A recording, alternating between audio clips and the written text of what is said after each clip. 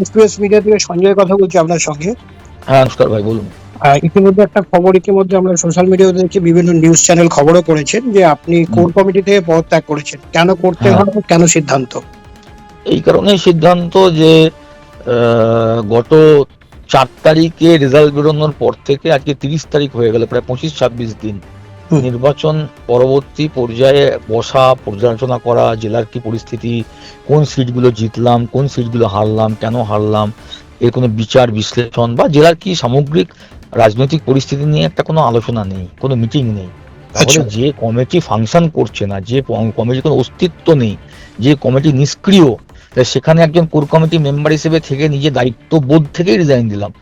যে তাহলে তো দায়িত্ব পালন করা যাচ্ছে না। মানুষ যে আমাদেরকে ফোন করছে, মানুষ যে আমাদের তো এখনো কর্মীরা রয়েছে, তারা যে এত প্রশ্ন করছে আমাদের কাছে যে যে আহ, আহ, আপনারা কোর কমিটি কি আলোচনা করছেন, কি সিদ্ধান্ত, কি বিষয়, তো কিছুই তো বলতে পারছি না।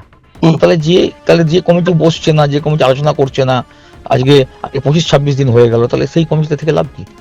ঠিক। তো আপনি রিজাইন কিভাবে করলেন, কোথায় পাঠালেন? আমি আমি আমাদের শীর্ষ নেতৃত্বের কাছে পাঠিয়ে দিয়েছি বাই পোস্ট। বাই পোস্ট পাঠিয়ে দিয়েছেন। আর লাভপুরে যে রেজাল্ট বা বীরভূম জেলায় যে রেজাল্ট, এটাকে আপনি কিভাবে দেখছেন? দেখুন, মানুষের যে জনাদেশ, যে মানুষের যে রায়, এখানে মেনে নিতে হবে। আমি নিশ্চয়ই বিজেপির এই জয়কে ছোট করে দেখবো না। তবে এর সঙ্গে এটাও বলবো যে কোর কমিটি ঐক্যবদ্ধভাবে যেভাবে ভোটটা করার কথা ছিল, সেখানে কিন্তু ত্রুটি রয়ে গেছে। ওকে। আমরা প্রার্থীরা যেখানে যেখানে হয়েছিলাম, আমরা আপ্রাণ চেষ্টা করেছি। আমাদের বুথের কর্মীরা জীবনপ্রণ লড়াই করেছে, মানে তারা অঞ্চলের কর্মীরা, বুথের কর্মীরা, ব্লক নেতৃত্ব। কিন্তু কোর কমিটির যে ঐক্যবদ্ধ ভূমিকা পালন করার কথা, সেটা আমার ব্যক্তিগতভাবে মনে হচ্ছে সেই ভূমিকা পালন করা হয়নি। অনুব্রত মন্ডল, কাজল শেখের ভূমিকা কিভাবে দেখছেন? না, আপনারা আমাকে জানেন যে আমি খুব পার্টির একজন ডিসিপ্লিন কর্মী। আমি কখনো কোনো বাইরে কোনো ব্যক্তিগত আক্রমণ, ব্যক্তিগত কিছু নিয়ে বলি না। তবে আমি এটা বললাম যে ঐক্যবদ্ধ কোর কমিটি ছিল না, এটা আপনারাও জানেন। আপনারা বারবার সেই খবরও করেছেন যে কোর কমিটি বীরভূম জেলাতে বারে বারে বিভিন্ন ইস্যুর ক্ষেত্রে বিভিন্ন রকম মন্তব্য এসছে। কিন্তু আমি কখনো কোনো মন্তব্য করি না। আমি যেখানে জানাবার সেখানেই জানাই। ফলে একজন অনুগত সৈনিক হিসেবে আমি যেখানে জানাবার সেখানে জানিয়েছি যে ঐক্যবদ্ধ নয়, এবং সেটা তারাও জানে, শীর্ষ নেতৃত্ব জানে, বারবার খবর হয়েছে।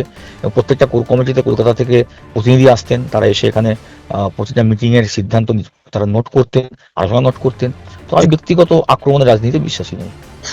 এই যে এখনো বেশ কিছু জায়গায় আপনাদের কর্মীরা আক্রান্ত হওয়ার খবর আসছে, বা সেগুলো কিভাবে দেখছেন, বা কোনো আপনি কি দল ছাড়বেন, না দলে থাকছেন, কি না, করবেন? না, আমি তো দলে কর্মী হিসেবে থাকলাম। আমি তো দল ছাড়বো বলিনি। আমি কোর কমিটি যেটা ফাংশন করছে না, ঠিক। যে যে যে কোর কমিটিটা নিষ্ক্রিয় হয়ে গেছে, সেখানে থেকে নিজের দায়িত্ববোধ থেকে রিজাইন করলাম। যে দায়িত্ব তো পালন করা হচ্ছে না। যেহেতু জেলাতে কোনো জেলা সভাপতি নেই, তাহলে কোর কমিটি তো সব দায়িত্ব নিয়ে কাজ করবে, তো কাজই তো হচ্ছে না। তো একদম। তাহলে আমি সেই কমিটি থাকবো কেন? দাদা, অনেক ধন্যবাদ আমাদের সাথে কথা বলার জন্য। ধন্যবাদ। থ্যাংক ইউ, ভালো থাকবেন।